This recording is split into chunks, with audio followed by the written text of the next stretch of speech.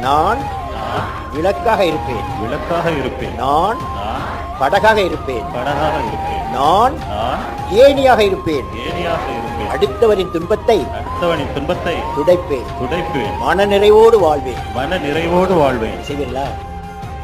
வாழ்வில் லட்சியம் இருக்க வேண்டும். வாழ்வில் லட்சியம் இருக்க வேண்டும். எது வேண்டாலும் நீங்க அச்சீவ் பண்ண முடியும். அதற்கு வாழ்வில் லட்சியம் இருக்க வேண்டும்.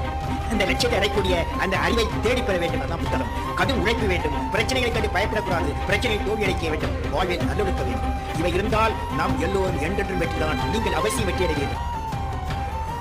மகனே, உனது வாழ்வில் துன்பத்தில் தோடும் யாராவது ஒருவரின் வாழ்வில் நீ ஏதேனும் ஒரு மாற்றத்தை உருவாக்கி அவரை துன்பத்திலிருந்து மீட்டெடுத்து முன்னேற்ற பாதையில் கொண்டு என்றால் நீ மனிதனாக பிறந்ததின் பலன் உன்னை முற்றிலும் அடையும். கடவுள் எப்பொழுது உனக்கு அருள் செய்வார். இந்த அறிவுரை இந்த பூமியில் பிறந்த எல்லா